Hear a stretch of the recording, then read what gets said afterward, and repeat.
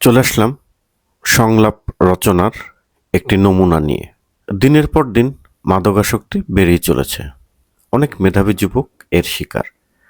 মাদকাসক্তি সম্পর্কে দুই বন্ধুর মধ্যে সংলাপ হচ্ছে, সংলাপটি উপস্থাপন করো। আমরা উত্তর লেখার সময় প্রথমে একটি হেডিং দেব। হেডিংটা হচ্ছে মাদকাসক্তি সম্পর্কে দুই বন্ধুর সংলাপ। এখন প্রথম ডায়লগটা হচ্ছে আসাদ। আসাদ বলছে, শুভ সকাল মিজান, তুমি কেমন আছো? মিজান তখন উত্তর দিল, ভালো। তুমি? আসাদ, তুমি কি করছো মিজান? মিজান, আমি এখন সংবাদপত্রে মাদকাসক্তির উপর একটি অনুচ্ছেদ পড়ছি। আসাদ, মাদকাসক্তি এটা কি? মিজান, কি মজা, তুমি জানো না? এটি মারাত্মক একটি নেশা।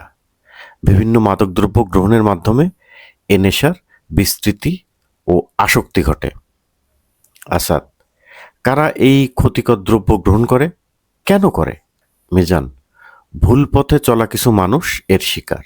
তারা উত্তেজনার জন্য এটি গ্রহণ করে থাকে। আসাদ, পথভ্রষ্ট হওয়া, নৈতিক অবক্ষয়, ব্যর্থতা, মানসিক অশান্তি, বেকারত্ব ইত্যাদি এই আসক্তির অন্যতম কারণ। এটি একটি পাপ বন্ধু।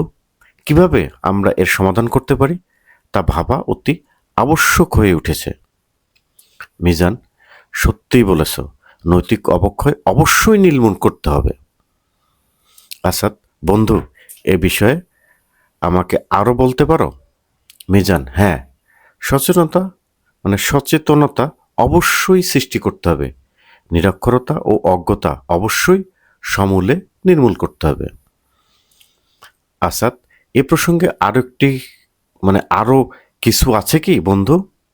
মিজান, ধর্মীয় ও নৈতিক শিক্ষা অবশ্যই নিশ্চিত করতে হবে। আসাদ, আমি তোমার সাথে একমত। আমি মনে করি এ বিষয়ে কঠিন আইন তৈরি ও তার প্রয়োগ অত্যাবশ্যক। যে ব্যক্তি খারাপ কাজ করবে তাকে শাস্তির সম্মুখীন হতে হবে। এ বিষয়ে সরকারের গুরুত্ব দেওয়া উচিত। মিজান, ঠিক বলেছ বন্ধু। আসাদ, তুমি এ সম্পর্কে অনেক ভালো জানো। গুরুত্বপূর্ণ বিবৃতির জন্য তোমাকে অনেক ধন্যবাদ। মিজান, তোমাকেও ধন্যবাদ। বিদায়। লেখার জন্য কয়েকটি বিষয়ের উপরে নির্ভরশীল থাকে বা কিভাবে একটা সংলাপ রচনা করতে হয়, এটা এইচএসসি পরীক্ষার্থীদের জন্য খুবই গুরুত্বপূর্ণ। প্রথম হচ্ছে, সংলাপে কি থাকে, একটা বিষয় থাকতে হবে। 2, সংলাপ হতে হয় বিষয়ের সঙ্গে সঙ্গতিপূর্ণ বা সঙ্গতি সম্পূর্ণ। 3, সংলাপের শুরুতে এবং শেষে সৌজন্যমূলক অভিব্যক্তি থাকা আবশ্যক। 4, সংলাপে সকল চরিত্রের সমানভাবে কথা বলার বিষয়টি গুরুত্বপূর্ণ।